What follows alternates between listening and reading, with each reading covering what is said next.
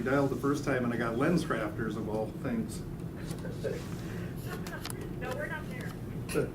Well, anyway, here's. Morning, Bob is here too. Good morning. Excuse me. Good morning. Who do you have with you there, Bob and Benita? Just the two of us. Okay, thank you. Well, you wish you were here. It was, what is it, 21 below? It was 26 at one time. Well, 26, okay, it's warmed up. 26 below. Yeah. Yeah, that's not wind chill either. No, there's no wind out there this morning. Yesterday it was blowing like the dickens. It's a balmy 26 below. That's all. Yes. We love it for cold weather testing. Wow. Keeps the mosquitoes down. Well, I would call the regular meeting of the International Falls Cushing County Airport Commission ordered for February the 25th. And I'm going to jump around here. We've got Steve Blair with us. Steve, why don't you come up to the like to have a conversation around the Peck property and anything else that Steve's got to bring to our attention with regard to zoning issues. But most of you know Mrs. Charlene Peck had asked if we were interested in purchasing her property, and we have emails in your packet, I believe, here from Bob Coors on both the FAA and MnDOT, and both have said that there is no interest in making a purchase. Oh, we don't have those in there? Okay. Well, let me pass it. Here is this one is from after our last meeting. MnDOT's response regarding the property purchase. I've checked with the Assistant Office Director. This is from Don Berry to the Airport Commission. I checked with the Assistant Office Director regarding the parcel of land in Zone A that is available for purchase. I'm letting you know that MnDOT would not participate in this acquisition. It does not fall within the clear zone or the RPZ, so we do not see a need to assist in the purchase of this property. It is already covered under the restrictions of Zone A. So that's from MnDOT. And then Bob Coors, here is what we have on the property. The FAA and MnDOT will only pay for purchase of property included in the runway protection zone or the MnDOT clear zone, both ends of the runway, 2,700 feet from the runway end. The Peck property is located in Zone A, which is only a MnDOT zoning requirement. It is not considered a taking, but does have a land use zoning restriction associated with your airport zoning ordinance. Only a court can determine if there is a taking. The county and city can, however, purchase the property if desired. There just will not be any state or federal reimbursement, from my understanding. So I think we've heard from both FAA and MnDOT that they are not going to participate in the purchase. I shared that with Mrs. Peck and told her, and I said that the city and the county do not have money to purchase the property, and so she has an interested buyer, and that she would like to, the interested buyer would like to pursue the possibility of putting up another garage for work, not assemblage of people, but just be able to do his own carpentry work. And so I sent the letter and asked members of the Airport Commission if they were supportive of that position, that we would give a variance if necessary for that. Let me turn to Steve. I know that Dale Olson also sent us a letter, and that is in your packet. It's on the county letterhead here, where Dale points out that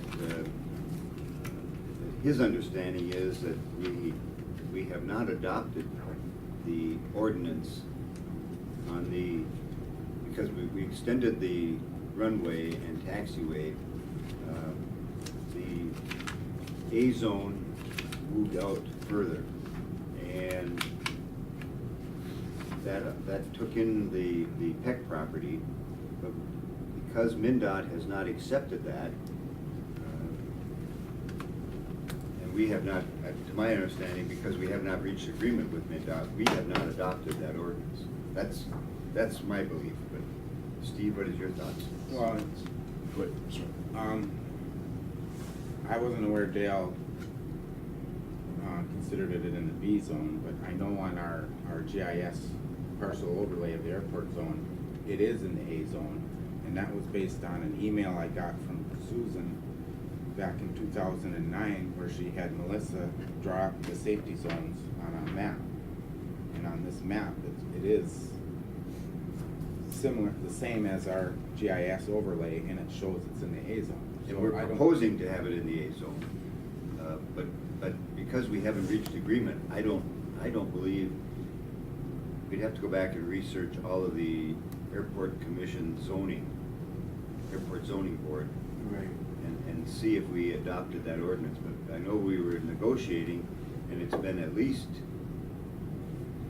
3 years, 4 years, that we've been waiting on MinDOT to come to an agreement on this. And so, Well, I whether don't the know if county it- erred in using this Well, map that they provided us. It's SDH. proposed, so Okay. I don't know that it's an error. I mean, I think that's where we're going, and that's what we're trying to reach agreement with MinDOT on.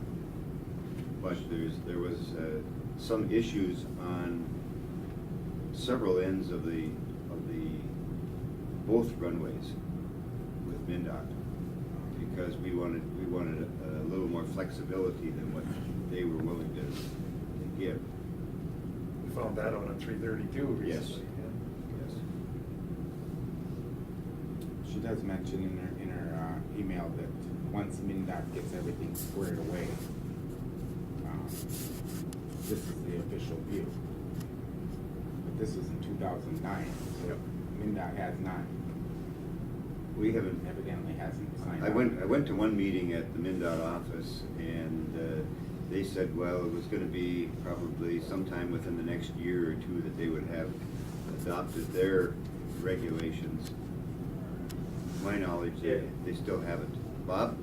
Yeah, if I could add to that. Please. I've been attending there's been regular zoning meetings with MinDOT, monthly. They follow the McCoa board meetings. And so I've been attending those for the past year, and right now they are proposing legislative changes that will allow them to have a little more flexibility in adopting zoning. And after that, then we would go to rulemaking, which would end up with what we would actually end up being able to do. But right now, they have their zoning standard, and if we do not meet the exact zoning standard, the zoning that is proposed is rejected. So that's where we're at. We did propose something that did not meet the standard. They rejected it, and now the next steps would be to go through public hearings, and then to provide them additional documentation as to why we're not meeting the standards. But ultimately, right now, with the way the legislation is written, they have to reject anything that does not meet the standard. Bob, I don't know if you, how clear your memory is. I don't remember that there was anything in the runway protection zone that we were at odds about with MinDOT. I thought it was further out, and it was just, we were looking at some minor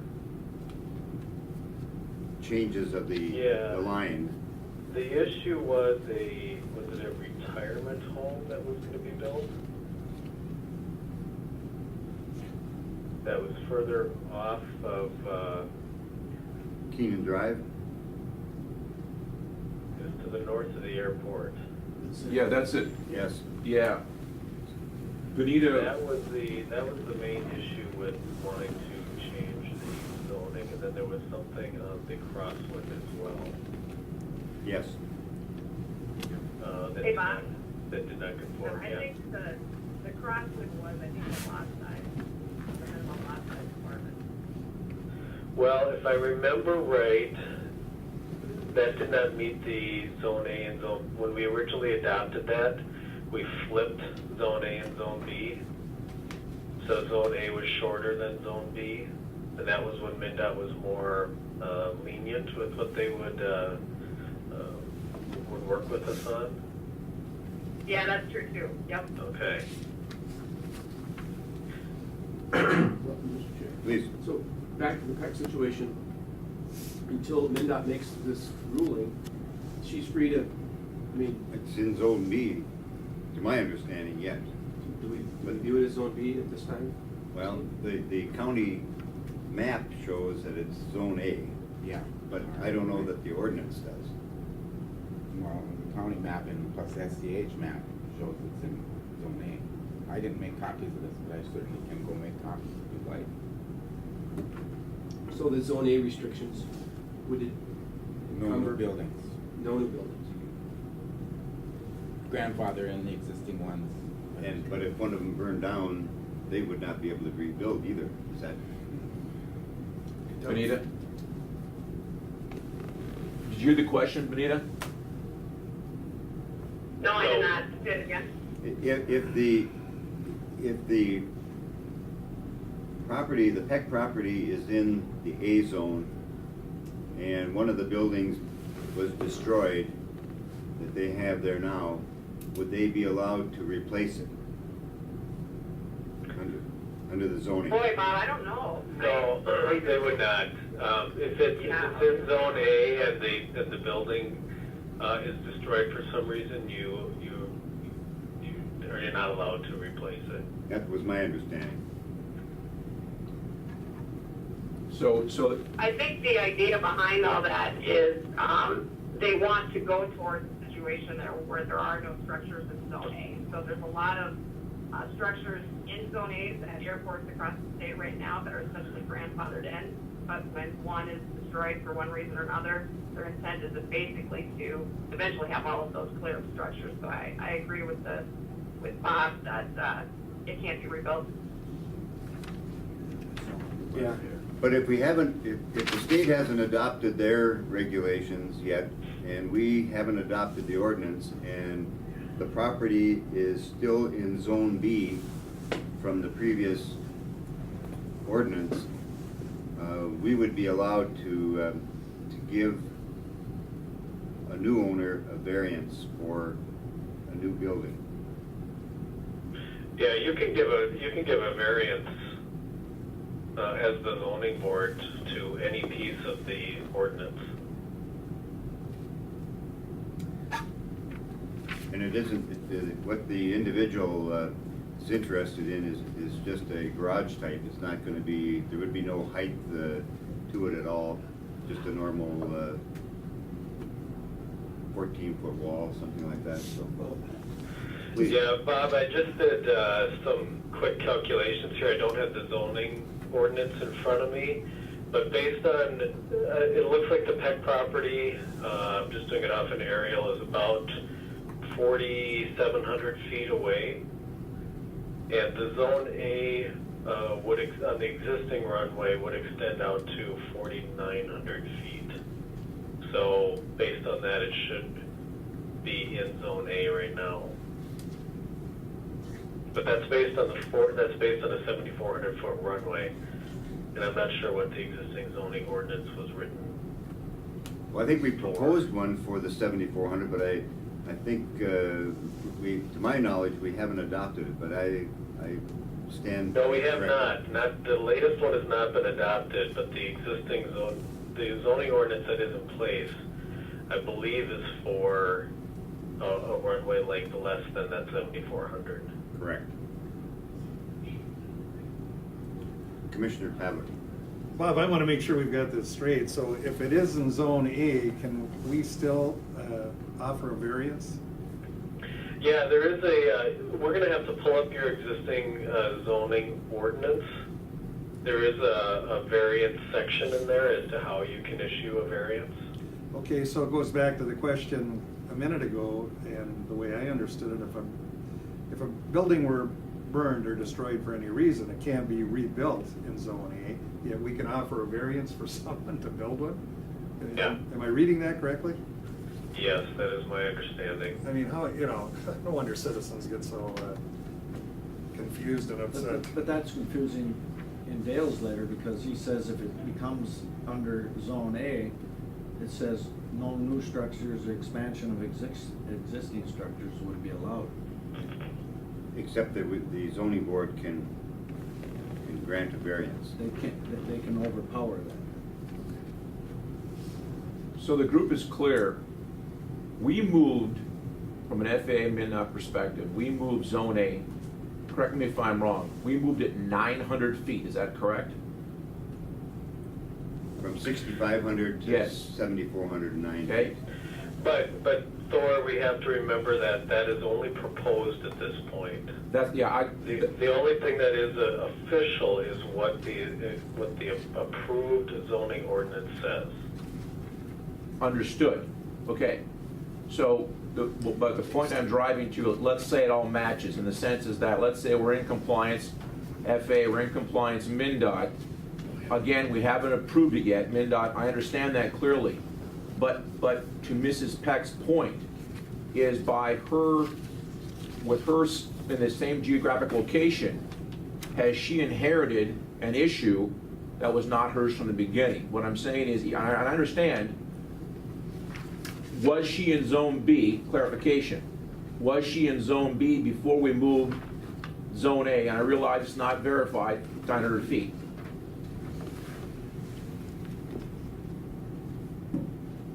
You understand the question? Is that to me? Yes. I do. Yeah, and that could be the case, that she was in Zone B, and then with the runway extension, her property moved into Zone A. Thank you. So, where I'm driving towards is by no fault of Mrs. Peck, and obviously, she got included in now Zone A, and I realize, and the board is being very careful, staff said that we have to realize that is, she was totally innocent in this completely. We're learning, obviously, at this point in time. So I just want to remind us as a group that we take that into consideration, that we should be cognitive of her needs. Steve, you had something further that you want to share? I just handed out email and correspondence and the map that was provided me in 2009 from SEH with safety zones on it. And it does, Susan did say that once MnDOT gets everything squared away, we can consider this our official view. And in the email, she said this should take a couple months.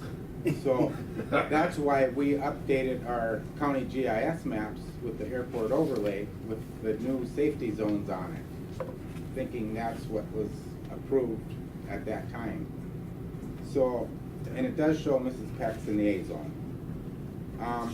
Another thing I had was, I know there's a state statute for zoning purposes for grandfather rights, and I don't know what it all applies to, but if somebody had a house up on the lake and it didn't meet the current setbacks from the lake, and if that house burned down, according to that statute, they could replace it, same location, as long as it isn't built any bigger. It has to be the same footprint. And I wonder if that would apply in an airport safety zone as well. I'm not clear on that. You heard that, Bob and Benita? If you can rebuild the same structure on the same footprint? Right. No. Yeah, I believe you can. I was just reading the non-conforming uses, abandoned or destroyed structures, and there it's talking about whenever the zoning administrator determines that a non-conforming structure or tree has been abandoned or more than 80% torn down, deteriorated or decayed, no permit shall be granted that would allow such structure or tree to exceed the applicable height limits or otherwise deviate from the zoning regulations. People don't live long enough to get through all the red tape.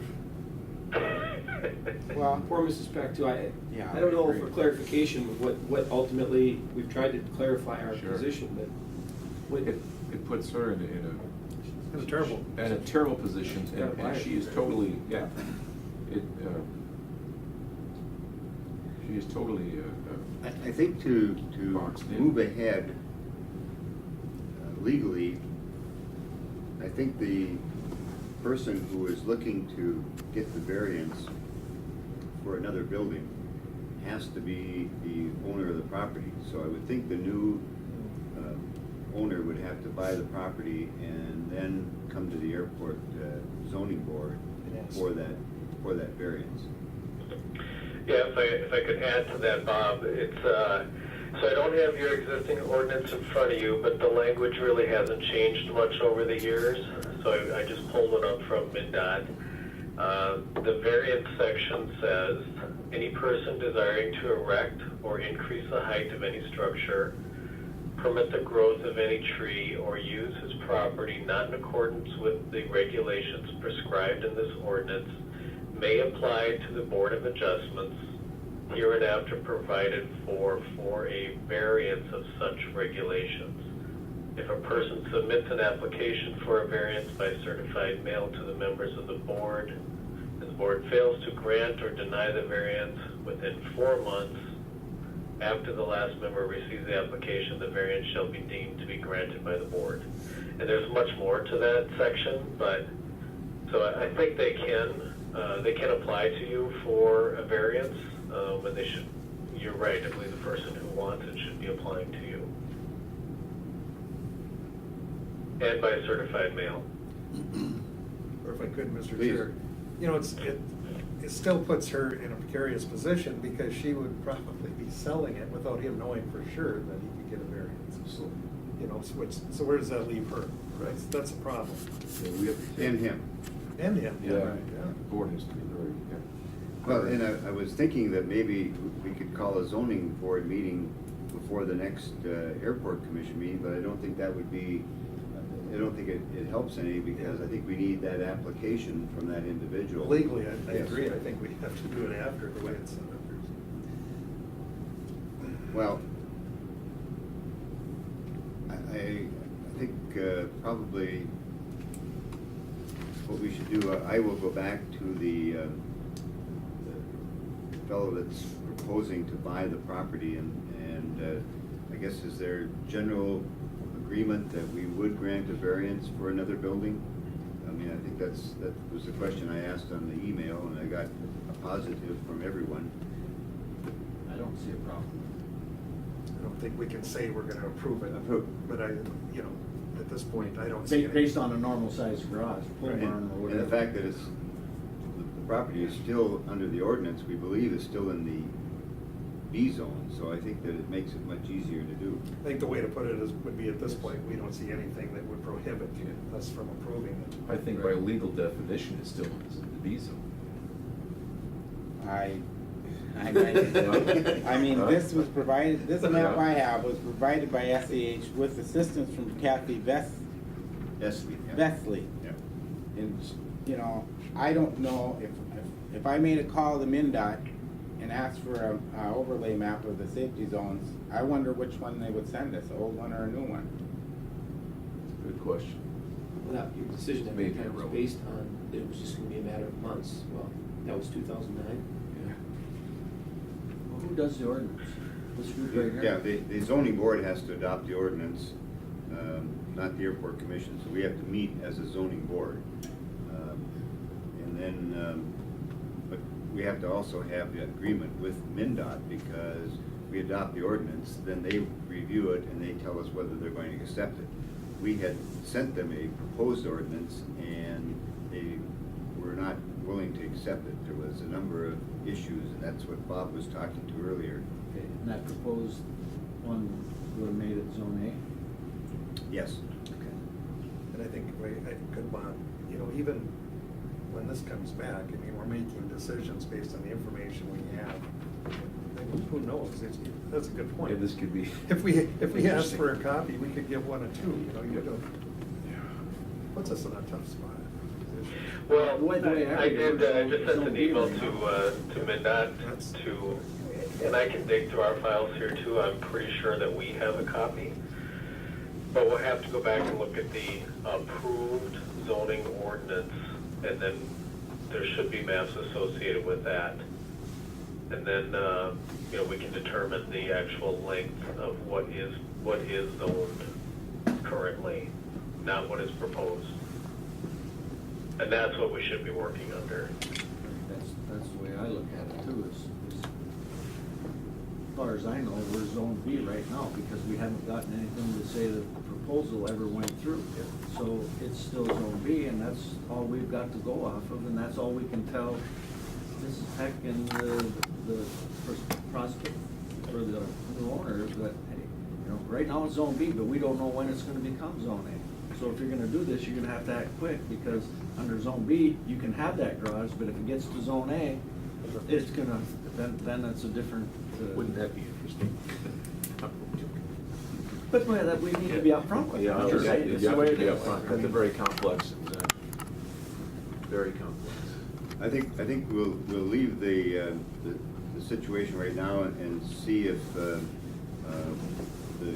proposed or prospective purchaser is gonna move forward, and with that, we can possibly call a zoning board meeting if necessary. Okay? Before we leave zoning though, Steve, you've got a couple other items here, or do you have something else on that issue? I just handed out a proposed planning commission meeting coming up on March 12th, and on that agenda there are 2 proposed cell towers from Verizon. They're monopole, 134 foot high. One is located just south of Menards, and it looks to be in the C zone according to my airport overlay map. That one's out. The other one is out on Highway 11 east of Rainier. How high is that? They're both 134 foot monopole Verizon cell towers. And the planning commission will have that meeting on March 12th, and it'll go to the county board probably a week or 2 after that. Where is it east of Rainier? On Michael Leary's property, on that map there. It's right next to the road that goes Here's into the map Bowman's here. pit there. Oh, I didn't see this map. The last one. That's the Menards one there. Bob, The Benita, Menards one is right on the highway? at 134, that isn't even an airspace issue. That's my question too. Shouldn't be. This is 134 feet, not that high. The one at Menards would be though, right? No, shouldn't be. In zone C, it shouldn't be, no. It should be outside of the A zone and the B zone. Benita and Bob, can you hear me? Yep. Did you hear the discussion about the cell towers? Okay, what's the question? Benita. 2 cell towers, one on the 1-3 and zone C, 134 feet, basically by Menards. Shouldn't be an airspace issue at all, correct? It should be, but those cell phone companies should be filing their own airspace review with the FAA. Yeah. Yeah, have they filed the 7460 for it? The information just got presented to us by Mr. Blair. I'm not sure. You know what I would do is I would request whoever provided you that information, I would request from them the results of the FAA 7460 submittal. They should have done that. I mean, it's really, it should be part of your planning efforts. It's certainly something to keep an eye on, but they should have also submitted with the FAA for the FAA's airspace review for a tower off airport property. Yeah, or if I could, Mr. Chair, the county went through this with a 300-foot tower proposal. Remember that? Yes. Just down the road further. And as I recall, that was able to clear the FAA requirements. So I would think 134 foot should be no problem. I mean, that's a monopole. That's a pretty small. What's the one on 155, how tall is that one? 260. Yeah, it's right at the back. I mean, when you're at 134 feet, I don't even know if they require the lights. I don't think, yeah, that's what I was driving towards, I don't think so. But they should still ask for an FAA 7460 Yeah, be sure that the I's review. are dotted, T's are, yeah, exactly. And Steve, I just go back to that Mark Consulting and make sure that they've done that. And I think, as Benita said, I'm willing to bet unless they went off normal procedure, I'll bet you they have contacted the FAA, but we should verify. You know what they asked me? I think they have, there is something in the packet where they have contacted FAA, but I don't know what submittal it was and whether it's still pending or under review or what. Very good. Well, I agree with Brian, let's find out. make Find sure. out what Mark Yeah. Consulting's working on. It's up to Very, them to very do helpful though, Steve, to have that information. Yeah. Right. Thank you. Very helpful. You take back all those bad things we said about. Right, yeah. Most of the bad things. Thank you for your time. Thank you, Steve. Thank you. Thank See you. you, Steve. All right, we will move back to the agenda and see no one here for public comment. We would move to the minutes of the January 28th, 2015 meeting. I'll move, Mr. Chairman. Motion by Commissioner Pavlik to approve the minutes, second by Commissioner Briggs. Discussion on the motion of the minutes. All those in favor of the motion signify by saying aye. Aye. Those opposed, same sign. Motion is carried and minutes approved. Thank you. We'll go to the financial statement, and here I need Kyra's help. We have unpaid bills totaling $36,388.07 for approval. And then with regard to the, she has provided a number of account summaries, and these come from the city, Kyra? Yes, I will explain those. Okay, if you would, please. What I have been working on, I've been working with Betty, trying to get some things balanced out and squared away.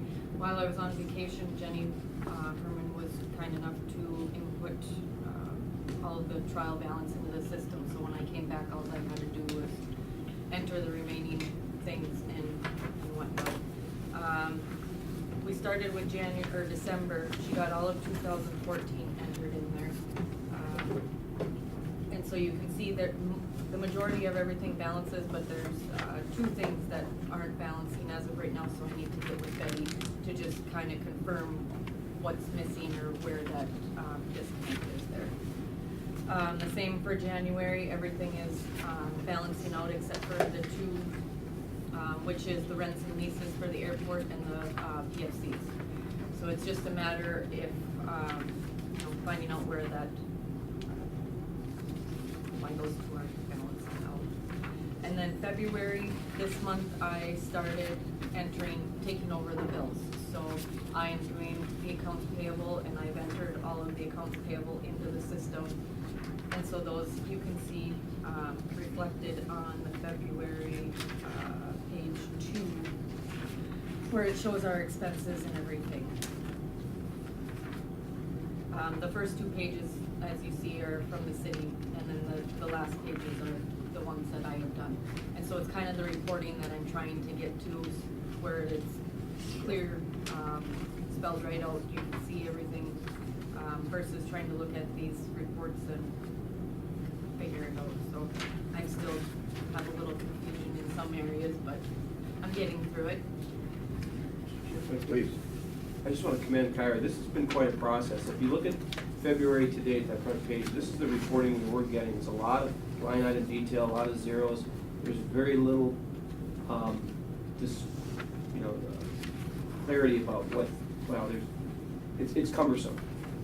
She's moving us toward a balance sheet where it's very clear about assets, liabilities, and then the actual profit and loss that shows income and expense, and then some comparison year to date.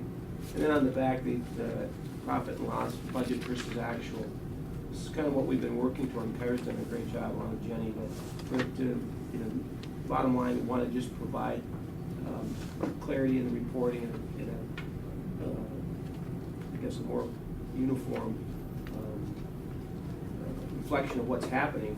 and also moving to QuickBooks to provide the ability to get some flexibility in the type of reporting. Same thing with the unpaid bills detail, there's just a little bit more detail there about what's, what is the bill, and the formatting is a little clearer, so. What's outstanding, yeah. Well, and that, let's see, I think we'll go to this sheet here next. And that sheet, Can you- I don't know how, with this sheet, I put it in here just to kind of show you, where I'm getting my totals from, and where I have no idea how she kind of gathers these. And so the revenue that I'm showing is, $394,767.28 as of yesterday, and she's showing revenue of $396,095.70. So, and that could take into place, that rents and leases and the passenger facility, but then the expenses, her expenses don't meet my expenses. So again, that's where. That's where Betty and you are trying to balance this? Yep, Okay. and Jenny said she's gonna sit down to try and help better understand too, to help me kind of better understand. She's excellent at this type of stuff, so I'm still in the learning process of, reading the city reports and trying to gather everything, so. You took on a big undertaking. I agree with Mr. Nevin, it was a huge improvement already, and we appreciate it. And again, Mr. Chair, there's some complexity here in that there's reimbursements that are coming over time, so there's dollars that are kind of in flux, and so to nail it down on a calendar date is a little tricky, and there's some I guess variation between what the city's showing and what we're trying to reflect, but we'll get there, and again, commend Kyra for doing it. Mr. Chair, I'd just like to say, in defense of the city, they're on the fund accounting basis, so they may not reflect everything on their statements.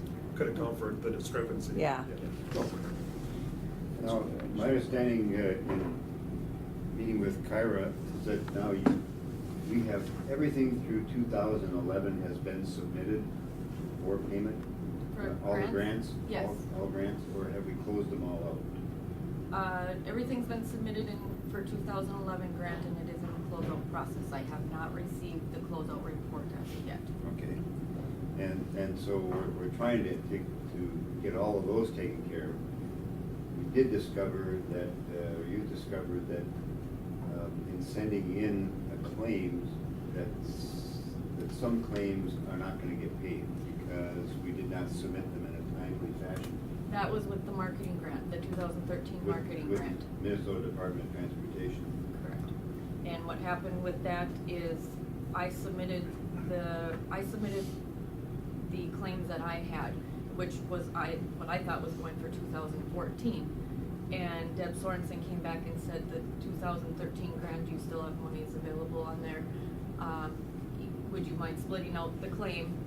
And you can claim half under here and, the other one's under 2014. So I did so. And in the meantime, they were closing that out because I was under the understanding that those were the last months that had to be submitted for the marketing grant. And so as she closed it out, as I got the grant payment summary, it still showed we had $20,000 out there that was never claimed. So I went back to Deb and I said, so the claims that I submitted were the only claims that were submitted for that grant? And she said, yes. And so with my not knowing that, the grant got closed out and we missed out on that $20,000 of our marketing grant because there were no other grants or claims submitted for that year. So it was rather unfortunate. I asked Deb if there's any way we could go back and reopen it, and it was not something that we could reopen, so.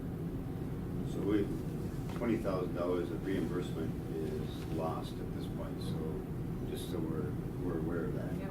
Okay. And that's for calendar year 2015. No.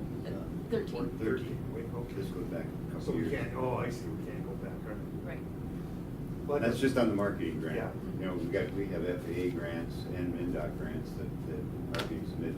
And you have submitted, what was the amount of money that you? I submitted roughly, let's see, we received back the last couple of weeks, we received about $255,633 in, from our federal grants, and then there was one, and there was a little bit of dollars in there for the marketing grants that I submitted to. So I am getting monies coming back in, but there's still a lot that's So left hanging out the there. city, the city's cash flow is improving, and the airport's cash flow is improving because of the work that she's doing right now. And we were, well, you're answering the questions of what, are we missing anything, and obviously Yes. we were. Yes. Again, I appreciate that you've looked into all that. And that's a good lesson for us. Yes, we've got to be timely on these Yeah. things. And the reporting, Please. reflects that, Mr. Chair. I mean, that's what we're trying to, because it's fairly complex over a period of time. Yep. You know, Yep, exactly. And if I may add, Kyra inherited a complex situation and is doing a great job clarifying.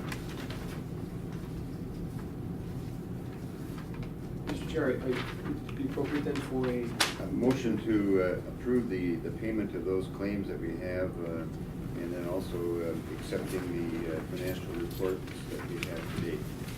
I would move on that. Motion by Commissioner Lebanon, I'll second it.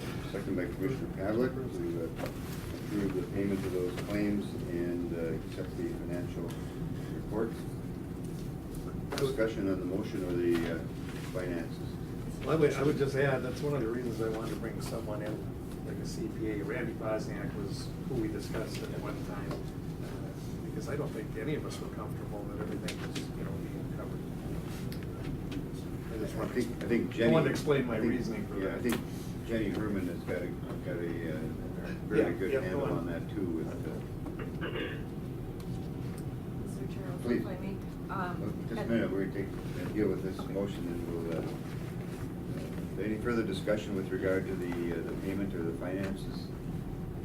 All those in favor of the motion signify by saying aye. Aye. Aye. Those opposed, same sign. Motion is carried. Finances approved. Thank you. Ira. At the last meeting, Mr. McBride had questioned the council or the commission on the pre-approvement for certain payments, the utility bills and whatnot. I did create a spreadsheet that's in your packets and with their due dates of some of the ones that we have been charged finance charges. I spent a lot of time last Friday and Monday making phone calls, getting finance charges reversed and finding out, on statements of what our actual balance due on the statements, because the statements back from the end of January, or some of them were from December and January, so trying to get the actual balance due for today to be approved. And so these were just some of the utility companies that were charging finance charges, and he had talked about pre-approving those prior to the meetings, and then, because they're gonna get paid obviously to begin with, so. So I think the question is, can we have a pre-approval for payment of these utilities that we have so that we do not face any additional charges for, because we only meet once a month, that's where the issue comes in. If you were meeting every week or every other week, you would be able to meet the deadlines that these utilities have imposed. So you've got 10 days from the time they send it out or something to get it into payment. So now these would they'll still show up on our payment sheet. And if you want to challenge them, we can certainly still do that and send them back in. Please. I sit on many, many boards, and that's common practice. But what we do is specifically approve the ones that can be paid so that there's no chance of it being abused. So I would move, based on that list, that those be authorized for pre-approval for us to review and give final approval to the regarding the next board meetings. Okay, motion by Commissioner Havlet to pre-approve for payment the Frontier Telephone, Minnesota Energy Gas, Bremer, and what is that, what is that? That's actually the credit card statement. Oh, that's credit card, And thank you. we've been charged some significant fees on that one. And Minnesota Power for electricity, and Mid-Continent for internet and television service. So those are the ones that Commissioner Pavlik has, is there a second to the motion? I would second that. Second by Commissioner Certainly Briggs. makes sense. Further discussion with regard to the pre-approval payment for the motion. Mr. Chair, Kita does the same thing, and it's consistently the same measures, which helps, but the savings over a period of time is significant, so, yeah, it's a good move. No further discussion, Chair to call the question. All those in favor of the motion signify by saying aye. Aye. Those opposed, same sign. Motion is carried. And I would just add, Mr. Chair, nothing precludes, if something ever came up in an emergency that was outside of the scope of that, the chairman has the authority to, whatever, I mean, there are ways to. All right. Thank you. Anything further on finances, Karen? Nope. Okay, any other questions with regard to finances? We'll go to the engineers report. Bob and Benita. Bob? Yes. I just have one comment on the closure reports. The 2011 FAA grant, I just wanted to let you know that that was currently at NDOT for review. Chris Porter is waiting to hear their comments back, so I just wanted to give you an update on that one. That's your oldest one. Very good. Thank you. We'll go to engineering report from Bob and Benita. I think, I really don't have very much. It's kind of, I think the reason why we decided to maybe a conference call today, but I know Bob's been working on some coordination for the terminal building, and I think I'll just give the reins to him, and he can give you an update on what he's been working on. Gee, Bob, I thought maybe I scared you off at the last meeting there. You were avoiding us. Where did you No. It's easier to pick on you when you're here, you know. You're still picking on me. And Bob, maybe to start this off, had a conversation with Tracy Schmidt of the FAA, and she said that with regard to the possibility of borrowing our emplanement monies to other entities, that if the entire amount would not have to be done with one entity, we could split that up into pieces if there's a number of airports. And I thought she was going to kind of take a look also. I don't know if you've had an opportunity to take a look at that. Yeah, I have. I did talk to her about that, and we can split it up. The only issue is that you have to have agreements with every city. So each time we split it up, we need another agreement, and we're also working with different entities. And the agreement that we need is to get the money back next year, which is it's a legal contract to return it. However, that has not always been binding in the past, and so not everybody always returns the money. So the more we split it up, the harder it is, the more work it is. So I have talked to Tracy about it. The FAA typically does not facilitate these transfers. MnDOT, however, does help do some of that. Don Barry's been on vacation the last 2 weeks.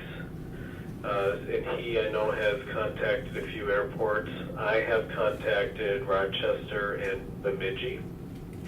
I haven't contacted anyone else yet. And the reason we want to keep it to the larger airports is because they have the $1 million that they can give back to us. The other piece of that is that if we can't get rid of it or get rid of it in the full $1 million, we could do a project, use some of the entitlement money, and then transfer a portion of the entitlement to another airport to get back here next year. So we're working on that. I contacted Bemidji and Rochester about 2 weeks ago, and they called them back again yesterday, but neither Karen or Kurt answered, so I just left them a message, but I haven't heard anything back yet. All right. Thank you. So that's where that is at. The FAA has been talking about that Brainerd is a potential somebody else that we should contact, so I will reach out to them too. I kind of wanted to close the loop with Rochester and Bemidji first before I reached out to Brainerd. But I'm continuing to reach out to them. We have until May 20th to arrange a transfer agreement. But given the commission meeting only once a month and other airport meetings generally once a month, we have to get going on it here pretty soon. Well, and if we need a special meeting, we certainly will do that to facilitate that borrowing out of those funds. Okay, good to know. The other things that are going on with the terminal, I've put together a schedule. I have trying to get together with the bonding folks, and what we're trying to do is start design in July. The repackaging is really what we're doing. We're not doing a whole lot of new design. We're repackaging what we had last time. But we want to do that, initiate that in July and complete that by September. And then we're looking to, as we talked last time, put it out for bid probably in the December, February time frame. We haven't nailed that down exactly yet. A couple other things. The FAA, when we, I think, spoke last, we gave them a 2-week window. And I can't recall if I did get an email from Tracy Schmidt now saying that it was a 45-day window that they need for their review. And that was for projects this year. Now, projects going forward to next year, they're requiring a 90-day window.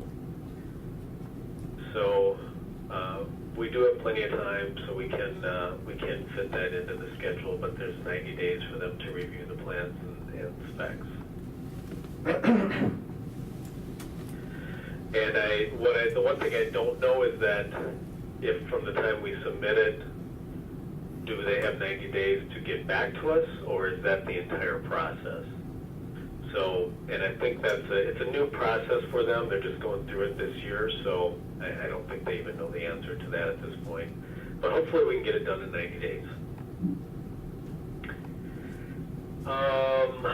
I yesterday sent off revised drawings to the customs folks, as well as to SkyWest, and to GSA for the TSA leased office space, and the other arm of the TSA for the TSA secure passenger hold rooms.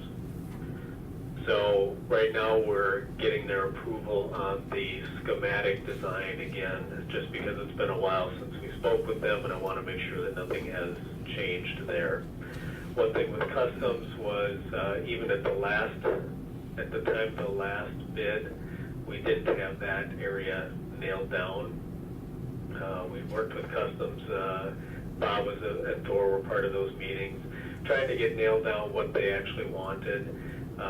We never could, so we ended up putting in an allowance, and we're going to try and work it out during the build out. At this time now, we've revised the drawings and sent it back to them again, and so hopefully we can get ahead of that before we repackage it here in July. That's kind of a quick summary as to where we're at. Questions for Bob or Benita?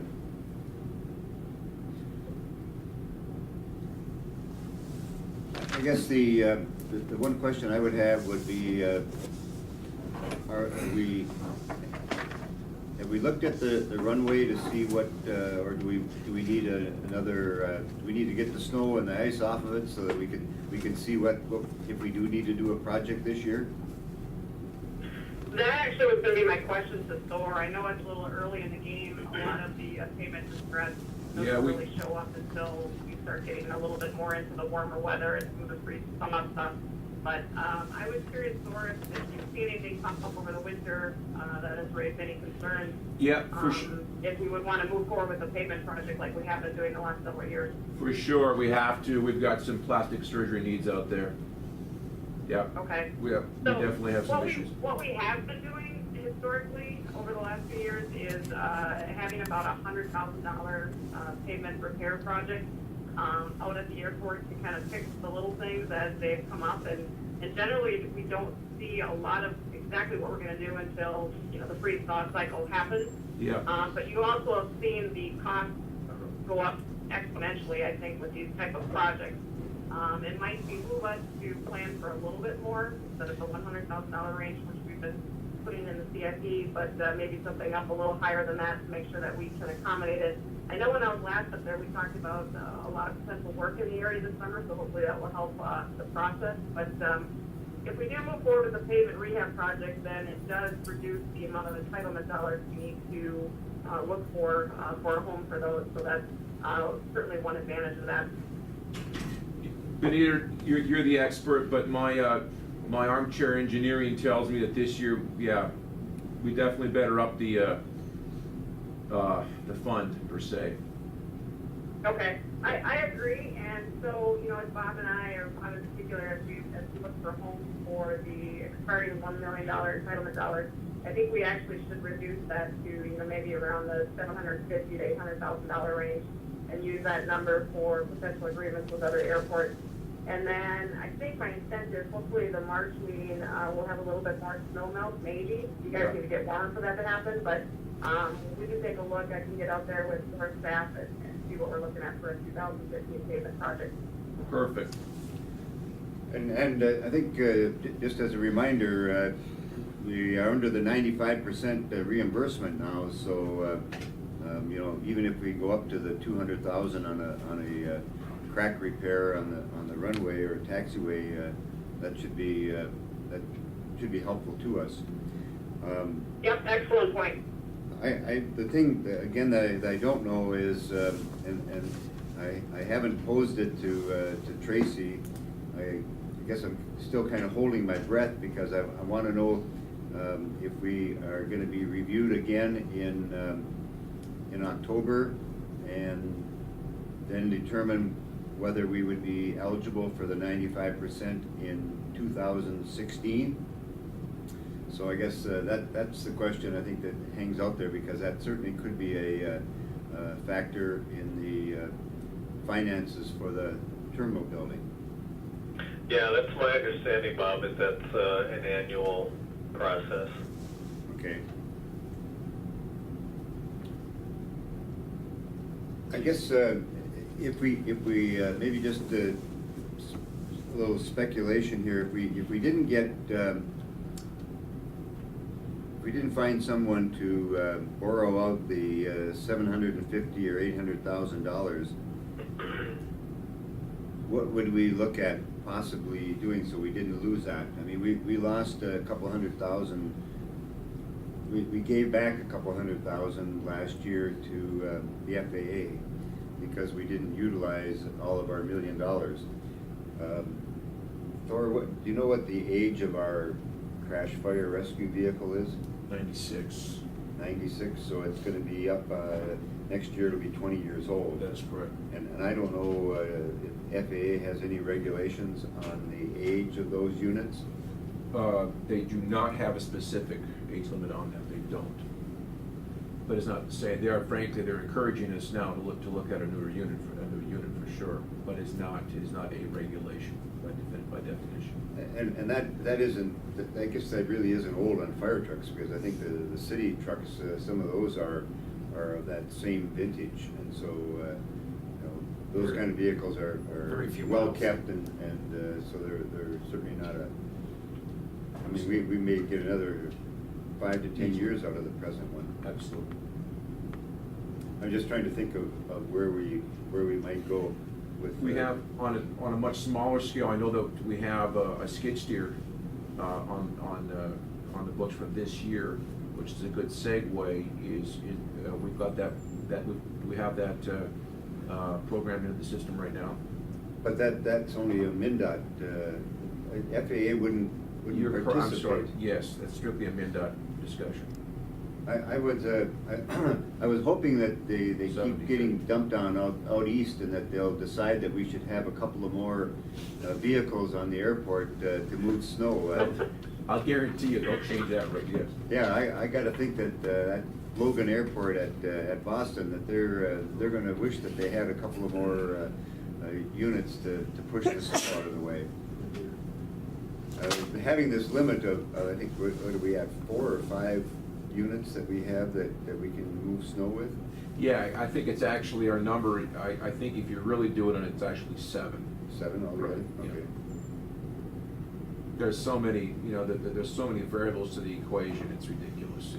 You have to, it's not simple. What's considered a plow, what is considered a loader, what is considered a snow blower, or, you know, X amount of acreage, X amount of loads per day. These, Bob. Yeah, there. Go ahead, B, I'm To sorry. expand on what Dora's saying, there's actually a calculation that we have to do to justify snow removal equipment as the first piece of that process. It's certainly something that we can explore and have some feedback to you at the next meeting, just as a fallback position. There might be some eligibility there that we're missing, so we can look into that for you. That would be helpful. Further from Benita or Bob?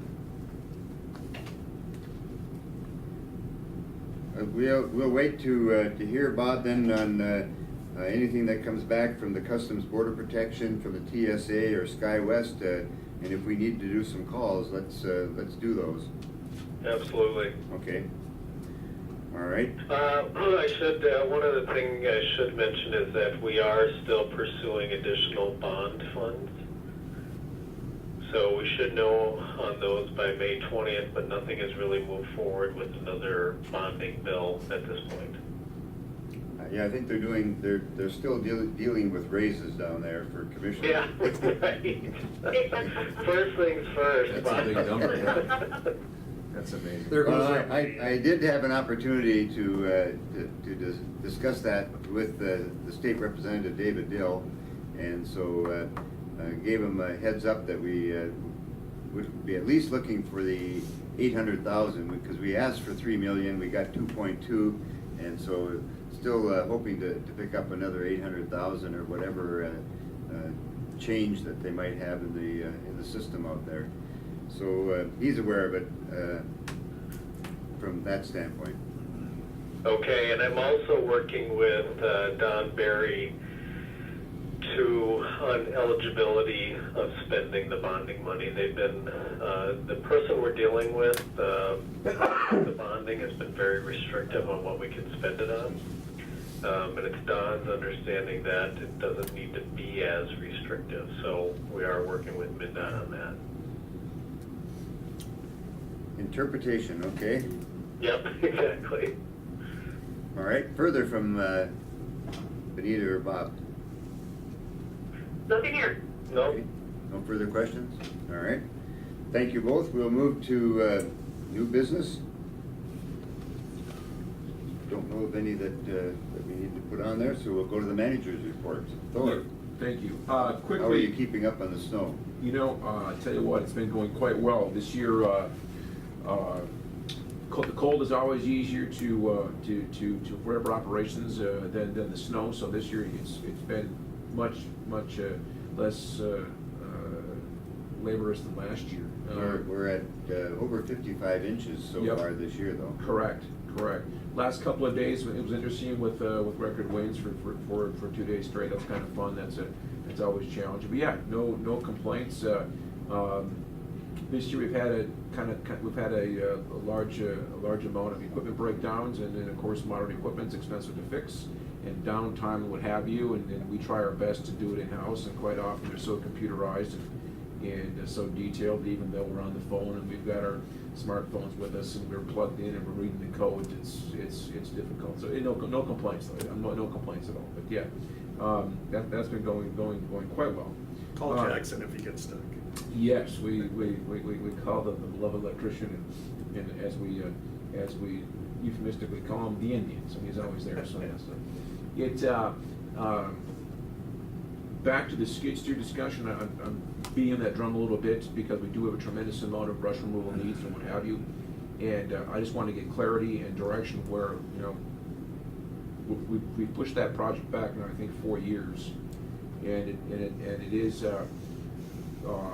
an important piece of equipment for us for sure, because we'll multi-use, we'll multitask it to have multiple uses, snow removal, what have you, brush cutting, grass cutting, etc. Having said that, Benita, we can do the research on the FAA funding for that, but the problem will be, and I realize I'm screaming at the choir, the problem will be that if we use that ticket, that one important ticket for on a snow removal at 90/10 or 95/5, that takes a potential of another larger piece of equipment. Am I making sense? Yeah, you're right, Thor. I wouldn't use it. The plan that you have in place for the skid steer, I think I would still do the state. I would recommend, What I was thinking about with the snow removal equipment is to see if there's any other piece that you might be eligible for. Right, I wanted to clarify that, so we should still be looking at a skid steer with a funding equation on a state level, not on a Fed level.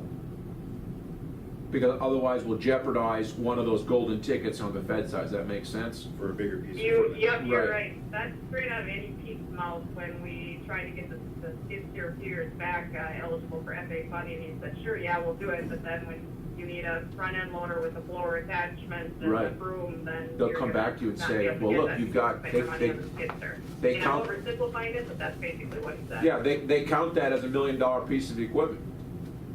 Doesn't matter the size, but you've used up that amount on that particular. Have you looked up technical the bid list this year as to what the price of the skid steer would be? I haven't looked at it recently, but I'm guessing probably 70, 75, somewhere in there. 75,000 probably a good number. They're that much, huh?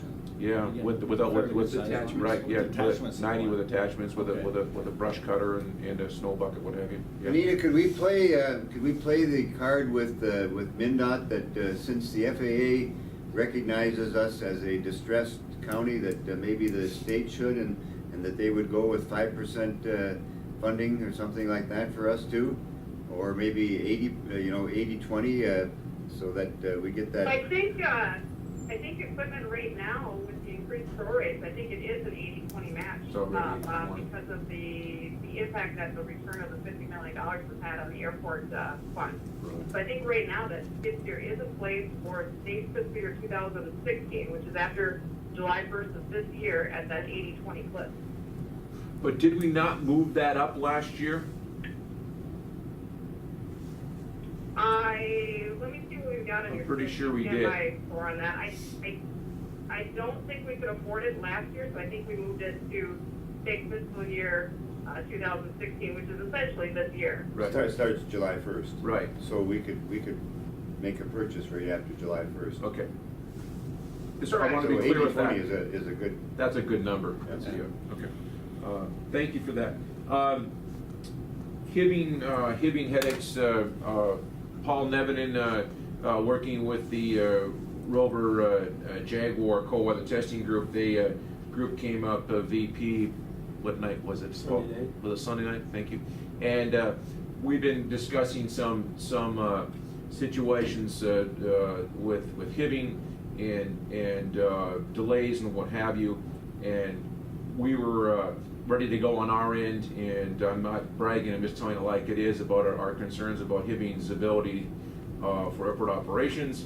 And what happened was the pilot departed the ramp area and stuck his nose in a non-plowed taxiway, which should have been plowed, and in essence delayed the flight. And of course, the whole thing gets backed up and gets delayed, and they can't turn the aircraft out of get themselves in a blind alley, and et cetera, and that of course that backs us up too on our end, waiting for them to do their work. So just kind of an interesting thing with Hibbing still is having some issues, and I'm not sure why that continues. I don't know. They're not changing course. So changing from SkyWest, changing us from partnership with Brainerd to Hibbing now is starting to give us Because we didn't have any real issues with Brainerd. No, Brainerd is exceptional, so, we'll see. You know, I'm not sure why they're having such issues, I don't know.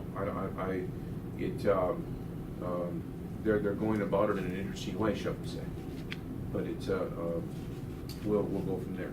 On a personal note, my wife and I, my boss/wife and I went to the National Business Aviation Association Schedulers and Dispatchers Conference Convention in San Jose, California, a couple of weeks ago. It was a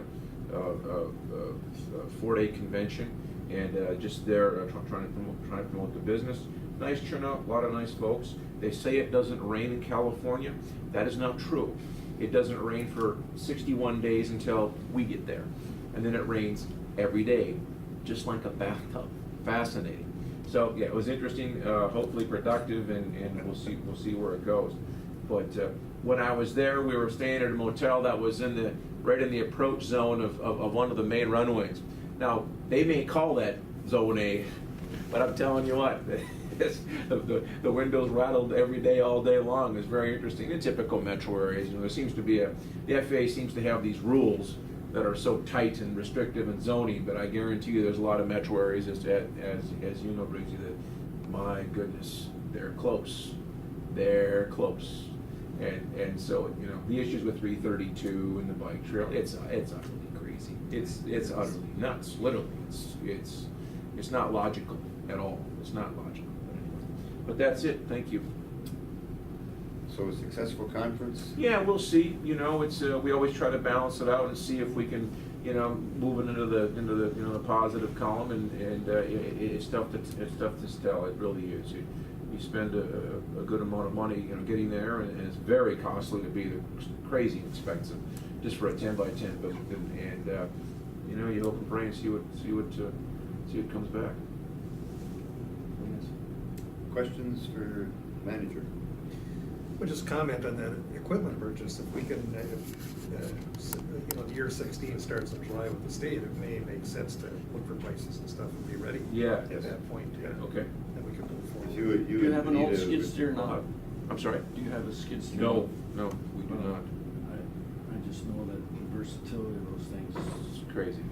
And, Yep. and being able to get into tighter spaces to remove snow and Absolutely, everything else. and we're would be a tremendous asset. we're contracting out the fence line cutting every year. Every year we have to do more and more brushing, more and more tree removal, what have you. And yeah, so in the long run, it'll be two things. It'll cost savings and much quicker in response. It'd be money well spent. So you'll secure, see what Off the the state bid list is, and Absolutely. get that to Benita. Then we can have discussions with MnDOT so that we're ready to Sure. go come July. come June, and we can get that in for We'll have July. that. Thank you. Very good. Yes, and just to confirm that we do have that in the CXP for state fiscal year 2016, and the number value that we used was 75,000. Okay, thank you. Very good. Go to the secretary's report. Ira, Okay, in our packet, we have. in your packets there, I have an email from a couple of meetings ago because I wasn't able to cover it that last meeting with having to leave. But we had requested, or you had requested from the Fort Francis Times in regards to that ad banner on the website, how many clicks per day that they were getting, and that information is shown there. So we are getting quite a few views on that ad banner. And that was for the Fort Francis Times. The cost of that one would be the $199. They would keep it the same per month as last year we did. It has expired now, so it is not currently out there. So we would just need a motion to either renew it or not. Okay, your pleasure with putting that ad banner on the Fort Francis Times internet site? And that was a cost of what? $199 per month. And that's covered by the marketing grant. Mr. Chair, I just see the clicks from this year over last year, which is significant. It was double, so, in that Fort Francis market, you drive through that parking lot, You see the volume of Ontario license plates in that license parking plates. lot, for sure. I think that's it. Keep our name out there in front. And I know the Sun Country flight that went out last week, I would bet you out of the 140 people who put on that plane, over half were Canadian. Oh, yeah, at least, yeah, it's very accurate. 70% also. Yeah. I would move to. Okay, motion by continue. Commissioner Nevin to approve the $199 a month continuation of the banner on the Fort Francis Times newspaper column. Second. Second by Commissioner Briggs. Discussion on the motion or the advertisement. But just, you know, from Brian's information too, we really concentrated efforts on Canadian marketing, and our employments have gone up. Yes, they have. You know, and we've been able to track a lot of the hits through the program. We have people looking at it on our web pages and stuff. So especially up in Dryden, Red Lake, you know, those people come through here and we park for free, they love it. So. No further discussion. All those in favor of the motion signify by saying aye. Aye. Aye. Those opposed, same sign. Motion is carried. Advertisement approved. Thank you. Kara? Okay, the next one is the Fort Francis Chamber of Commerce Business Directory. I was contacted by Bradley Pollock, who's working with the chamber to do this, put this all together. And he said he had also spoken to Thor.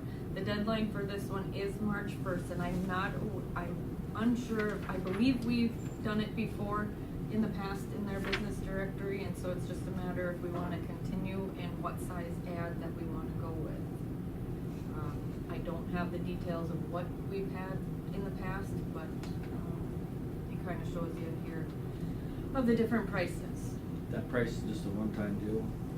To my knowledge, yes, because this is only gonna be printed once. It will go to, like all the hotels and different businesses in the Fort Francis area. And I believe he said it will expand, there will be a few businesses outside of Fort Francis that it will also go to. So, Tyler, we're not, we did, last time we did this, was it Fort Page, or, you know? So if we were to put like this bottom banner on one of the pages, 4 1/4 by 2 inch, that's $250 for that one time. What artwork did we use, what we? I think we just generally have a picture of an airplane and our airport, and generally list free parking and daily flights, that kind of thing, just general information. There is another ad here, which we could probably do something similar, which I was contacted from Wyatt Wimmer at Border Waters, and this was the ad that we've ran in the past, and so I don't know if it'd be something similar we'd want to do in the business directory.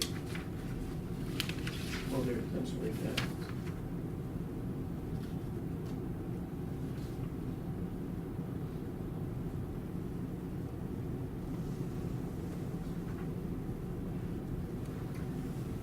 As far as that marketing grant, how much money are we talking there on an annual basis?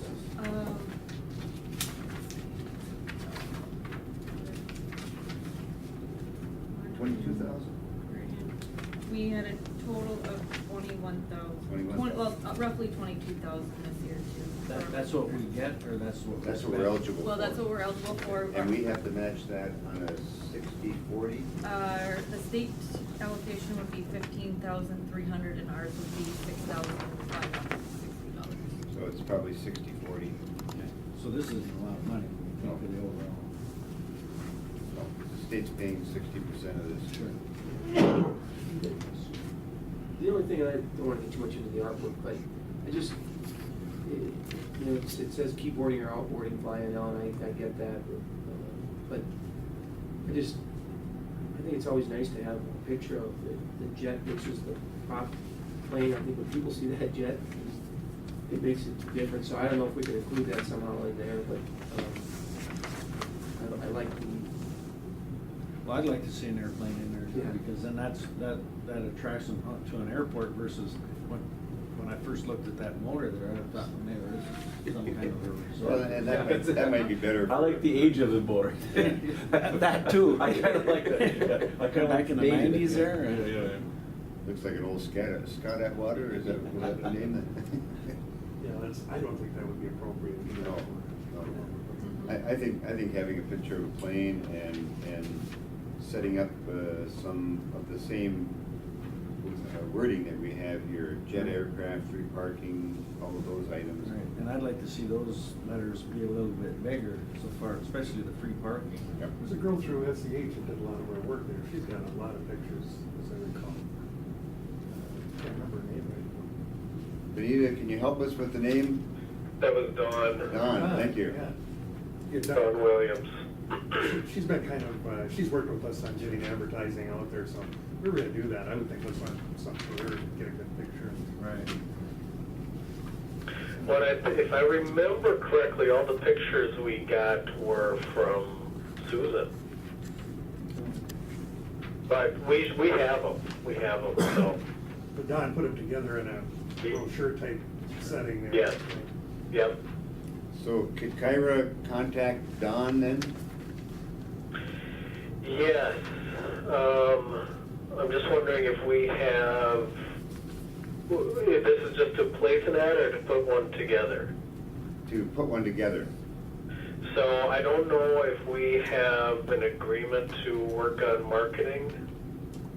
Okay, could she just Send us a ask her picture. for the pictures, Yeah. just to see what we have in the way of pictures that are available? Sure. Okay, Yep. that's all it would be, Okay, yep, I can do that. all right? Because we'll be looking at Dryden Observer in all likelihood, and one other one up there that goes to Kenora and Red Lake, so put the same thing in for all of them. And Kyra's our IT department, and she puts the stuff together all the time, so she Multitasker. Yes. can do that. But So yeah. what size do we want to go with? You want- You brought up that bottom banner, I like that, because that'll catch your eye the first thing, right there, especially if you put an airplane in there. And it goes all the way across the page. It goes all the way across. And that's the really page. reasonable too, I think. Yeah, $250. Is 2 inches big enough though? That's, or would you want to go with a half page? I mean, you're talking another $145, but you're going to get another almost double. It's only $395. We're talking about, And we're only paying 40% of that. Right. So basically $100. I'd support that, yeah. okay, motion by Commissioner Briggs to do a half-page ad in the Chamber of Commerce Business Directory. Second by Commissioner Nevin, at a cost of $395. Discussion, further discussion? All those in favor of the motion signify by saying aye. Aye. Those opposed, same sign. Motion is carried. Thank you. And we have a request by Sean Opison. And Yes. this is the new magazine that Borderland Neighbors. I have a copy here if anyone wants to. kind of Has everybody take a look. seen a copy of this? No, I think they're mailing it out to homes, aren't they? When I spoke to him yesterday, he said that it will just be going, it won't be going to everyone. It's just going to be going to certain businesses and a few businesses in Rainier area from my understanding. So it's a local magazine, which is just gonna go to select customers. So we don't know what the number of copies is being put out? Does that replace Kara? What was the other, Simply North? Simply North? Simply North, the Journal does that one. Oh, this is And so this is. an independent. An independent, yep. Just be clear, okay. It's very well put together.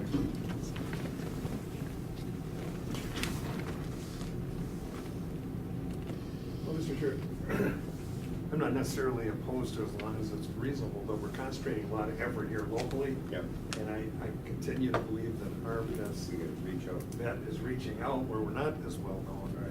And so I guess looking at Kyra, you know, the Dryden Observer especially, because that's got that big spread up there. I can't remember what the other one was, Sunset Country or something.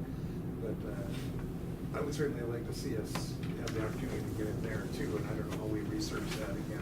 I don't think they necessarily just send renewals, it's something we probably have to do on our own if we want to reach out there.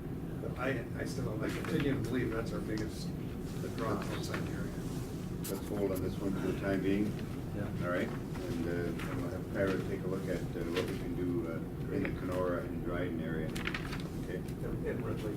And Red Lake. And Okay? Mr. Chairman, I have Please. to agree with Wade. I think our dollars are better spent trying to go to the outlying areas, get them here than the local. The local's pretty well already going. All right. Further on marketing? Then that was just the Border Waters one, if we wanted to continue with, the Border Waters. And that was that ad that I put in your packets of what we've done, or what we did last year. And again, I think the distinction here is that this has got a broader reach. It goes into northwestern Ontario, it goes into the west here. But that, Denton, Reed, so Another good market here. Yeah, but that what was it? probably gets up to Sioux Narrows. Yep. I don't know if it gets as far as Sioux Lookout or anything. 11,000 copies. Yeah, Dryden Observer covers that area pretty much.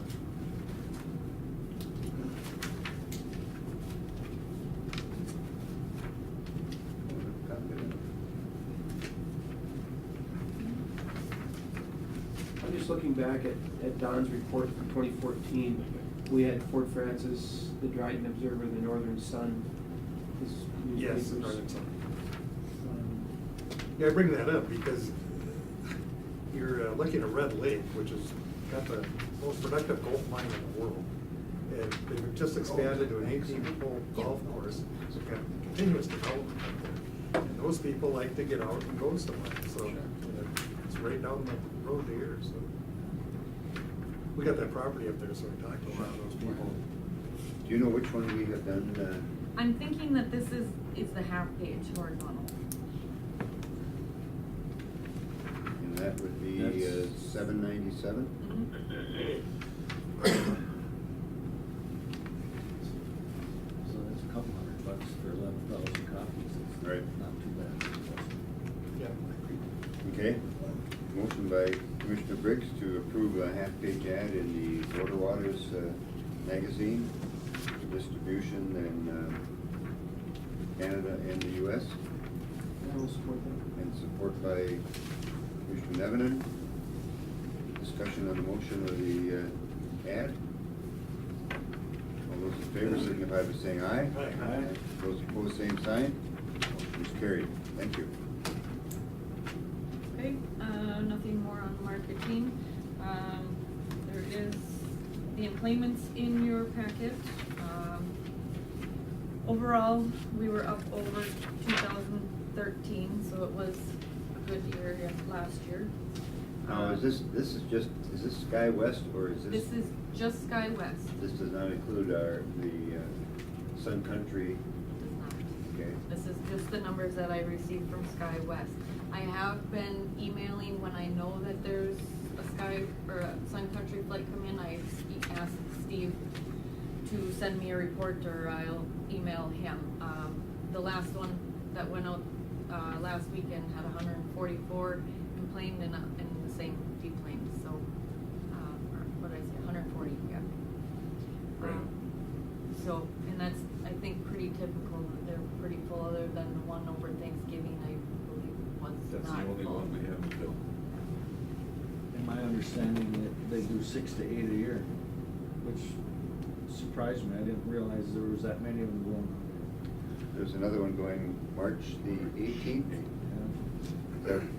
That somewhere in there anyway. Yep. If you offered one today, it might be full. Yeah. They say anywhere from 2 to 5 days that thing is filled. Yes. And Yeah, I can tell you, like I said about the Canadians, there's also a lot of people from the range up there. You know, I was surprised there was people from Evelyn and Virginia that were coming up to get on that plane last week. And employments are everything for us when it comes to grants and Right. liability. That's great news. Thank you. It tells me some of this marketing we're doing has been paying off. So Next, let's see. The hangar leases, I put together kind of a spreadsheet and trying to do some research, which is in your packets, of a map on our hangar leases.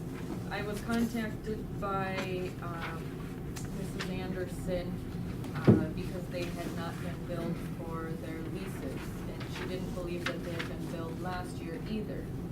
So, in trying to do some research, which I'm still working on, I'm not sure if they were ever billed or not, and then if any of the other ones have been billed. So I put together the spreadsheet to kind of lay out of who owns which hangar, and, working with, getting your approval, of course, to work with Steve Nelson on creating, leases for these other hangar owners, which we do not have any lease agreements, with hangar sites 1 through 9. So we don't have an agreement, we don't know how much we're taking in, or if we're even getting it? I believe there was an agreement with those, that they weren't supposed to start paying for their leases until January 1 of 2015. Something, Mr. Anderson, they had made an agreement for pavement or? Yes, they were given a pass on the terms of theirs if they would do the improvements between their hangar and the taxiway.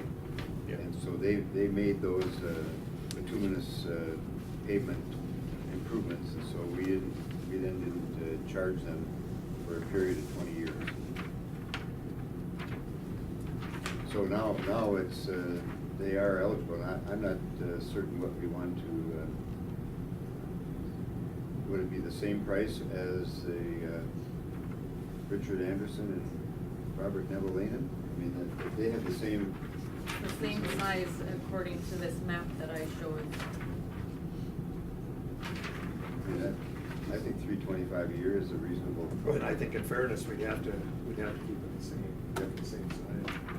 And Mr. Chair, Attorney Steve Sherman was working on that agreement, was he not? I mean, that's, right? Yep, and I would be working with him to create these agreements for hangar sites 1 through 9, so. This is helpful though to have the. Yes. a map. How many years ago did we do those first hangars? I mean, that was. 20 years ago. That was quite an episode. Yeah. I'm still recovering. We've been here a long time. So we would have a 10-year agreement with these folks also. So we need Steve to get them a copy of a 10-year lease agreement. And are we going to increase the rates after so many years, or are we going to stay with the 325 for the 10-year period? Should we open it for review after a period of time? Would that be reasonable? 5 years. 5 years? I don't know. It's up to you. Could we review it in 5 years? Yep. Ask Steve to put that in the lease agreement, that there would be a review of the terms of the lease after 5 years. So in 2020, we could look at it again. So a motion then would be in order to set the lease amount at $325, and for Wagner Construction $400. Yeah, Wagner, the other 3 leases already are in place, so, those 3 are what they are set with. And then leases 1 through 9 that are held by the leaseholder would be a $325 a year also. So motion? So moved. Motion by Commissioner Briggs to set that lease amount and the terms. Second by Commissioner Pavlik. Further discussion? Mr. Chairman, Please. just for clarification for me, the 1 through 9, they're existing, and the others are all proposed yet, right? They're not built? Some of them, but the ones with names on them. Yeah. Oh, they have That's been. correct. Yes. Because it says proposed on all of Yeah. them, and I was looking at the map up there, because I'm sure it's over. Dick Anderson and Neville Line Wagner. just completed those. I think if I could, Mr. Chair, too, for clarification, looking at the future, I would assume for the same size hangars that aren't occupied yet, we provide the same amount. Same rates. All right. Yep. Yeah, you're like saying for hangar B, because Right. it's a $400 hangar that we're doing with Wagner, that whoever Gets does that one one extra. gets, yeah. Yeah, same. Yeah. Because you will be asked that if some of us. Oh, absolutely. Yeah, that's me. That only makes sense. Except what are you gonna do for C? It looks like it's in between. Yeah, it's gonna It's a have to be different a- size. Yeah. You gonna make that like a 350, 375 or something? Not a super size, just a regular meal. I don't think we have to decide that now, but. Yeah, it would be a different rate because of the size. This is progress. I mean, we've come a Yes. long way. This is. Yes. Well, this is great. I mean, Matches my hair color. Yeah, a little tough on the door, Further discussion? All those in favor of the motion signify by saying aye. but. Aye. Those opposed, same sign. Motion is carried. Rates and terms approved. Thank you. Just to tell you how this worked, Bob made me the committee on Yes. hangars. You deserve it. About 17 years ago, after the battles we went through on the first one, and it took years for us to even get the wetlands cleared to proceed. I mean, you can't believe. And all they're leasing is the property Just there. the property. They build. They own the building, and they they pay, maintain it and all they that. pay real estate tax. Do you do the Yep. snow plowing? Yeah. Or do they- Just only on the taxiways, not the individual Okay. access. Okay, because that'd be a question I'd have then. Correct. Yeah, we don't There's the provide area in any- between here, you're gonna have to take care of that, or is that gonna be No, those that's their hangars? responsibility. Mayor had a good point too. Property taxes are being paid on their improvements out there, so. Yes, on their taxpayers building. benefit. Sure. That's the real estate tax they pay the county. So it's worked out well, but gee, it's been a long time. Further, Tyler? Let's see, in regards to the follow-up for the email and phone number, as you all should see, I did create the email address of the INL Airport Commission at gmail.com, which I have been using and getting out there. I also contacted Mid-Continent to set up the Airport Commission phone line. I am still getting a tremendous amount of calls, for different questions on the airport, and, they're all confused when they call in because I answer the phone, the economic development office, so, I think it will be a good idea to get this phone line set up. They will, be coming out to do a site survey first to just kind of get a lay of where the lines are gonna go. The only thing that I will need approval for is what length of contract we want to go with. 12-month will be $26 a month, 24 months is $24 a month, and a 36-month agreement is $22 a month, and then there will be a $150 installation fee.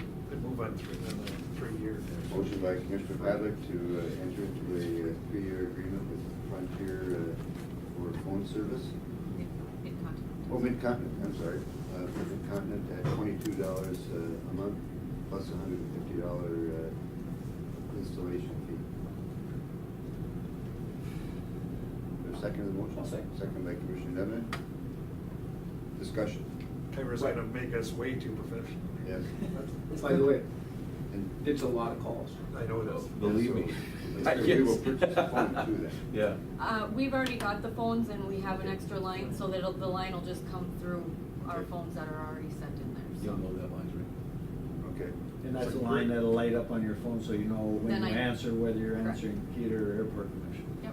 Great What do you want, recommendation. Dad? Yes, great. We're moving into So then the we need to- 21st then we need to century. advertise. America. Yes, Yeah. then what I plan to do is, Market once I that. get it sent out, I will attach a little thing in each of our, customers' bills, or the bills that we get sent out, so that they can update their information, and then we'll, I don't know, either put an ad in the paper, or, however, we'll get the word out there so that everybody knows. Just there, if I could, Mr. I'm just thinking what it would be like for someone who's, for whatever reason, and willing to spend money calling and getting a different answer, and then Kyra having to go through the whole explanation of how this takes place, and who I really am, and I work for all these organizations. If I may, and I'm not So- complaining, believe me, but our staff, it's so interesting because they call the airport, they launch right into what they want, right? Now, it's either airport commission or generally it's the airline. And so you're trying to be diplomatic, you're trying to be kind, you're trying to be professional. Yes, sir. Sir, can I please tell you? "No, that bill doesn't show. I went from Chicago to LA and they lost my bags." Sir, sir, please slow down. Will you? Well, and that, when that Sun Country plane got Oh. delayed out in Laughlin. Yeah. They were, Space for a long-term lease of roughly 15 to 20 years, so, this was, I talked to him prior to the last meeting, and so I've gotta do some follow-up now with him and work things out with Steve Sherman, once I find out more detail on what exactly they want in their lease and everything, so. And so that would be for the new facility? For current and new, or they'll, yeah. I've gotta get more detail on that for the new part, because but as of right now, they want a lease in place. They don't wanna lose out, so. Okay. All right. So you'll have that for us. I will hopefully have some more information at the next meeting. Very good. And then there's just a letter in your packets that I received, and I understand it also went to you, from Gina Mitchell in regards to the airport master plan. So it was, the Falls International Airport Master Plan forecast contained in the submittal by SCH, from April 13 was accepted. Miraculous. Bob and Benita, are you familiar with this letter that went to Thor with regard to the airport master plan? They're not on the CC. Yeah, we do have. Did you get a we do copy? have it. Okay. Oh, good. All right. Very good. Okay, thank you. Yeah, we submitted that to them, I don't know, years ago. Yes. It's only 2 been, years ago, haven't you? 2 years ago. Yeah. And There then you go. MnDOT finally forwarded it to them in October, and then we were just contacted last week for the forecast, which she turned around and approved right away, so I believe it's time to close out the grant, so they're getting some pressure on their end. Very good. you know, Mr. Chair, I think I say this every meeting, the general public has no idea when you're dealing with these bureaucracies, just the pace at which they move. And thank goodness we've got people monitoring, because it's inexcusable, but it's the nature of things. Makes us all look bad to the public, you know, because they, just like calling Thor, they go to the nearest person. Well, I just spent the weekend at newly elected official training, and it's one of the things they say, you have to get used to the fact that government moves slow. Period. Whether it's city government, all the way up to the feds. Good report, Kyra, thank you. Reports from members. Commissioner Padlet? Well, if we get anyone that's looking at doing something at the airport and we really want to entertain them, I now know a couple of people who have the biggest boat on Rainy Lake. And maybe we could, There you go. right there. And Kelly promised me you'd take us on a tour sometime, so Carol would love to see it. You bet. Sounds pretty nice, that's great. But no, I have nothing, I was just giving them a hard time here. ESS minnow? Thank you. Yeah. It's a big one. Having been a part of the Sun Country flight last week, I can say what we're trying to do with the new terminal is, it It's shows needed. the need. Because when they tried to get 140 people through TSA, and you gotta get them through there, and they're in that little tiny room, you had 100 people, over 100 people that were standing up for almost an hour. You know, as they're all getting in there, getting ready and waiting for the plane to No come in. bathroom. And no bathroom, and once they're in there, that's it. You know, the public at large, it's hard to understand that issue too, but yeah, I mean, Well, and I we're, mean, I can imagine in the summer when, because I understand those planes, you know, it's 50 people. You get 50 people in there twice a day, you're getting in the same situation. There's only seating for maybe 20, 30 people. The other 10, 20 gotta stand. well, yes, the terminal building was designed for a time when we had Convaires that seated 30 people, and the planes that we have today serving us are 50 passenger, and those will be out promoted in about 2 more years, there'll be 75 or 76 passenger planes is gonna be the size that we're gonna be dealing with here. When you bring a 50-passenger plane and we have a 24-minute turnaround time. You know, if I could, Mr. Chair, bringing up, you know, expanding on your point here, the mayor and I had the opportunity to meet with the CEO of the largest employer in Coochin County. And he made it clear to us, he was here for 2 reasons. One of those is a viable airport. And that's what this is about, is trying to keep it modernized and keep these, you know, our PFCs, when I look at that, I mean, that makes me feel good, because that's showing that we're moving in the right direction. You have to have those up to a point to make it viable. And so, you know, it's hard to explain sometimes to the public, but we have to keep that facility modernized. And again, you know, without it, there's a good example. And if we do, we have opportunity to expand that. Yeah, that's right. I mean, I'm not talking just SkyWest or whatever, I'm talking about the traffic that Thor deals with that might end up having to come over that way for various reasons, especially if, you know, if people start seeing the ease of international flights coming in here, you could see a whole lot bigger opportunity for bigger jets coming in here that would probably have to go there to be handled properly. 80% of the people in the county probably seldom use it, some never. Yeah, you know, I hear this in Norfolk and Big Falls, but the point being, you know, what Bob and I can tell you firsthand is that there's a huge economic benefit. Absolutely. That's countywide. Absolutely. To having that facility there, so it makes a difference. It never was clearer than when we sat down with them. He said, That's right. Without that regular scheduled airport, it wouldn't be here. They have a need to move people in and out of here, and it's daily, so that's very, very important to them. I think also to build on what Brian is saying here with regard to Sun Country, the commercial airports in Minnesota, we have an organization called the Local Airline Service Action Committee, and we have continued to try to expand these number of charter flights out of here. We've been having discussions with the folks at Reno that they would like to try to have some of those going into Reno, and there's a great deal more. Laughlin is certainly a great destination, but Reno has got Lake Tahoe, has got a number of golf courses, and I think it's got the most bowling alleys in the world.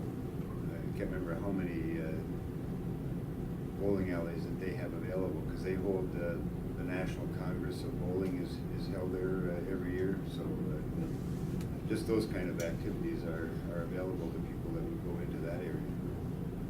So we'll continue to work on that.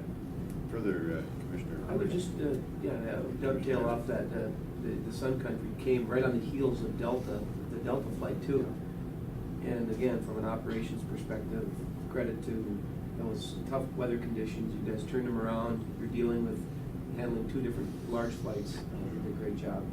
And, you know, the folks from Newmark, when they were here for their initial assessment as part of the Voyage Forward economic displacement effort, they just identified our airport given our geography as so critical, and said, you know what communities would do, it would kill to have an airport like this with commercial service. So, I mean, we hear it from those, you know, third-party people looking in and viewing our community. So that's critical in the area. And we just had some folks from JLR, from the UK here, and, you know, one of the reasons they said they were here is because of the regular commercial service and the fact that, you know, you hear from these folks, and we're entertaining people out there from all points of the North America and beyond. So these are international clients that are here as a result of just having first-class airports. I do have one more thing, because I missed out on it last meeting, but I was a little bit disheartened about what happened with Honda Jet, wanting to come here and couldn't get rooms. But I'm excited about Bell Helicopter, because you and I, you know, Yep. worked on this, what, 7, 8 years ago, Yeah, trying to get them here. And Exactly. now it sounds like they want to come, and, Yep. you know, I'm Very excited. thrilled with that. You know, Absolutely. hopefully that we're gonna be able to find rooms for all these people that wanna come here and do their things. And again, tied directly to the airport. I mean, those are things that are progressive. One of the things I tell you, Brian, is that a couple of years ago, when we were able to land SkyWest, that made what a difference, because now you've got a well-funded airline, modern equipment, dependable, I mean, The best regional there is. yeah. That is the Go most Clutch. important word, dependable. Yeah. I mean, people have to be able to depend on a plane. If they're going to take and do business in the world today, they've got to be able to depend on that air service. So, gee, huge improvements. I mean, I just feel real good about where we've been going here. But that's a good point that you brought up. Thank you all for your contributions there.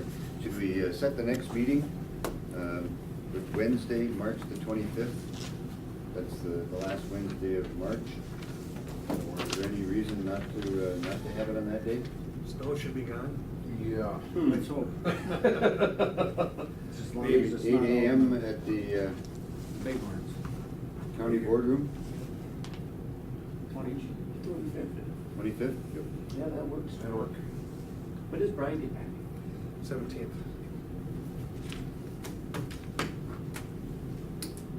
If there's no further business to come before the airport commission, I would declare us adjourned. Thank you, Bob and Benita. Thank you. Thanks, guys. Thank you, guys. Thank you, Bob, thank Stay you. warm. We still like you too, Bob, so. Yeah. We'll see you guys. Thank you. All right, bye-bye. Bye now. Yeah, bye.